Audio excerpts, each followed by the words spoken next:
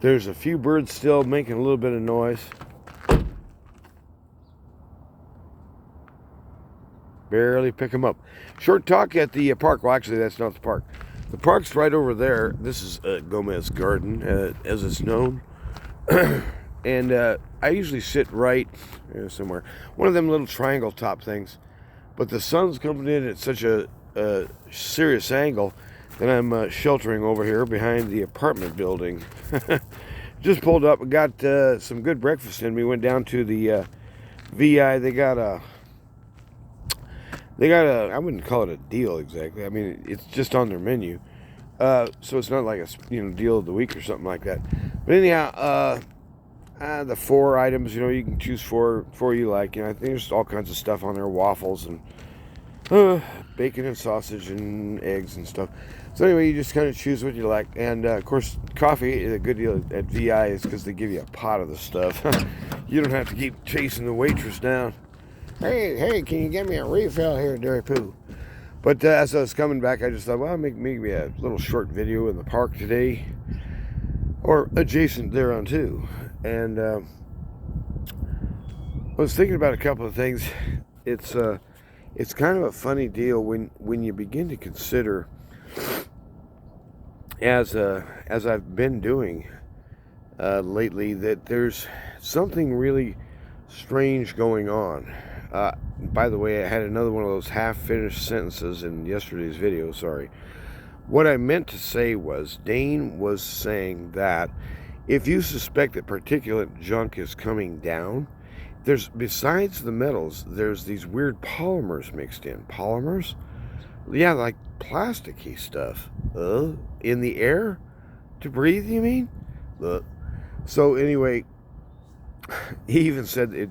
I can't even remember how long it takes, but it's not a long time, to ingest essentially in your lungs the amount of plastic in a credit card. Breathing that in. Well, anyhow, what he said was, and this is the part I didn't finish, you need to get a nice, sharp, strong flashlight. Go out on a night where you can point it straight up away from street lights. May have to, drive 5 miles or something, get out away from town a little bit, and turn off your headlights and point that thing straight up. He says you'll see stuff just raining down. Little drabble particles always coming. I haven't tried it. And I guess I'd have to go buy a good flashlight. The flashlight I've got's a Milwaukee, plug-in M18 and use it on the job, but it doesn't have a narrow beam or one of those beams that you could adjust. I think that might be ideal. Get the one where you could flare it out or focus it in. I don't know. But anyway, I was sitting there thinking about this. It's just like, what a weird, strange situation we have in Earth today when the news information specialists, the people who specialize in doing reporting, give me a break. What they do is they go put on a trench coat and stand in front of a building. Poof, I'm an investigator. But anyway, not a word from them about, shall we say, aerosol particulate distribution. And who's buying this stuff? That's what I was thinking about this morning when I got out of bed. I thought, wait a minute, they're even detecting graphene in rain. Graphene? Oh, that sounds wholesome. But at any rate, who's buying this stuff? Where's it being manufactured? I say we get a crowd up, go and burn that damn thing down. And take the owners and string them up, for starters. That ain't right, man. Putting that junk in the air and calling that science. And then there's this other stuff. Who knows what kind of weather manipulation these people are into these days. But for instance, in Las Cruces, New Mexico, this summer there was no rainy season. It just didn't happen. I've never seen that before in my life. Are these guys monkeying with the weather? Could be. But anyway, just thinking about this, and everybody's just kind of stepping along. Well, got to go to the job today, got to finish the work. So it's kind of like, well, what were you doing as the world was slowly collapsing and the wheels were falling off? I was just minding my own business. I never even noticed what was going on. I was too busy. And so I think there's a lot of folks right there. And I'm not blaming you, because I do the same thing too. Frankly, it's convenient. That way you don't have to think about this junk. But I mean, the world's ugly. That's, I think, a lot of why I drank all those years. Is that, I just wanted to put things out of focus. Things were just too ugly. It's like, make it go away. And so here comes alcohol, and I think, I got a lot of character defects and stuff, but that might be one of them. Seems reasonable to me.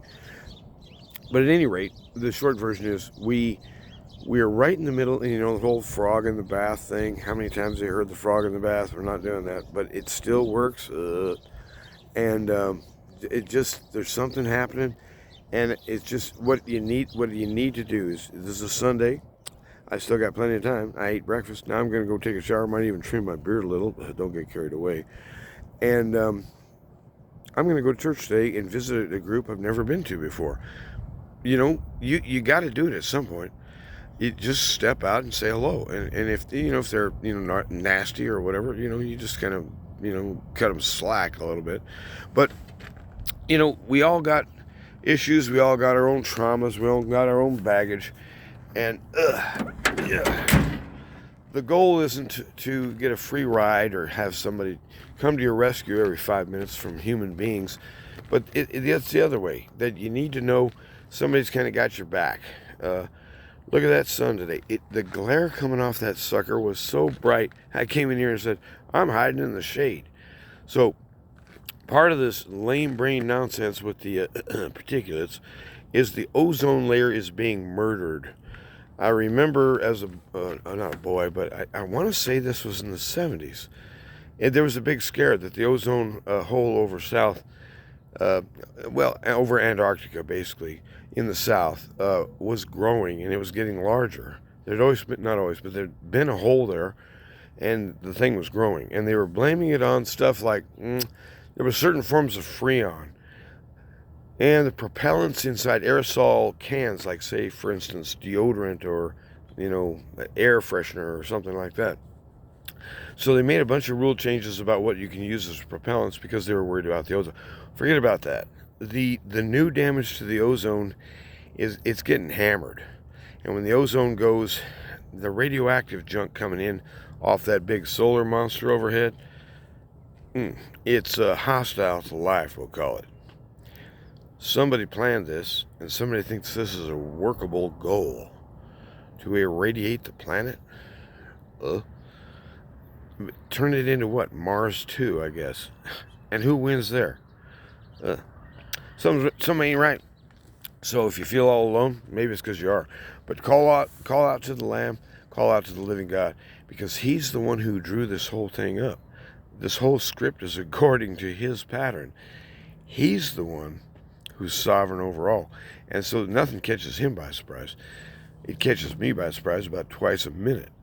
But we can rest in Him, and so that means you need to associate with fellow believers. Because in resting in Him, we're acknowledging, I am not sufficient unto myself. Even I'm so incompetent as a creature, I don't even know how to sleep and rest without help. He teaches us the fine art of self-control. In other words, we confess to Him, I can't even control myself. He knows that. That's one of the reasons He came. He gives us help to control ourselves. Yes, it's that bad and it's that good. So you're not alone, but sometimes it feels scary. So hang in there. Find a reason to smile at somebody, and when you shake their hand, shake it real firm and say, good to see you.